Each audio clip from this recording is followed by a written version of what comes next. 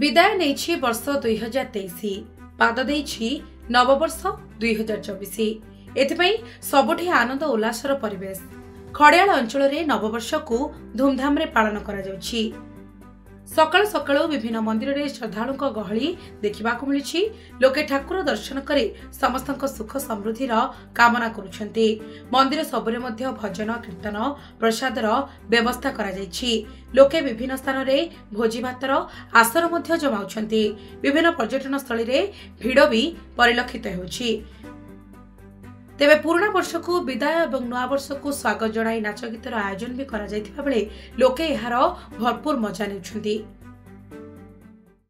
जगन्नाथ आज आम प्रार्थना करुचु देशर लगी प्रार्थना करुचु देशरे समस्ते सुख समृद्धि रहतु आनंद रहतु एवं समस्त जीवन सुखमय हो एवं देश रे जो विपद गुड़ाक आसुची से विपद गुड़ाक किपरि टळी जाऊ। कोन सब आज जगन्नाथ मंदिर रे कोन लोक गहली केमिति अछि? लोक गहली सकाळू प्राय 6 घंटारू जगन्नाथଙ୍କର दर्शन आरंभ हो जाइछि। आज सकाळ धूप सरिला परे जगन्नाथଙ୍କର दर्शन पाई द्वार फिटा नीति हेतिला एवं एई द्वार फिटा नीति परे माने टुकुला आखपाख अंचल प्राय भक्तजन समस्ते आसी आनंदर सहित दर्शन करुछन्ति। आनंदर सहित दर्शन करी से माने संकीर्तन चली संकीर्तन रे मध्य अंशग्रहण करुछन्ति एवं निजर जीवन सुखमय हो एई आशा नै 2024 को स्वागत करिया पाई जगन्नाथ मंदिर परिसर रे जो भव्य आयोजन करा जाइछि। एई आयोजन रे समस्ते आनंदर सहित अंशग्रहण करुछन्ति।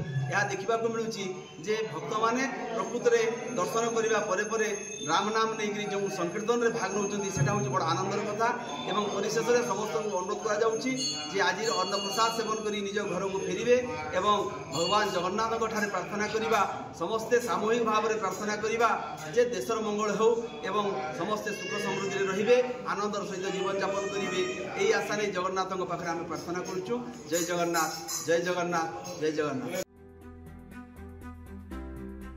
नुआपड़ारू सांब कुमार सराफंक रिपोर्ट सनस्टार टीवी।